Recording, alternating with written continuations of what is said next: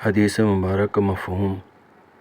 رسول اللہ صلی اللہ علیہ وسلم نے فرمایا کہ 4 عادتیں جس کسی میں ہوں تو وہ خالص منافق ہے، اور جس کسی میں ان 4 میں سے ایک عادت ہو تو وہ بھی نفاق ہی ہے جب تک اسے چھوڑ نہ دے، اور وہ یہ ہیں: جب اسے امین بنایا جائے تو امانت میں خیانت کرے، اور جب بات کرے اور بات کرتے وقت جھوٹ بولے، اور جب کسی سے عہد کرے تو اسے پورا نہ کرے، اور جب کسی سے لڑے تو گالیوں پر اتر آئے۔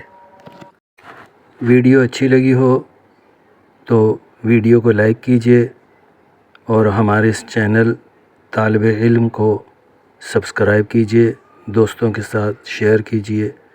جزاک اللہ خیر۔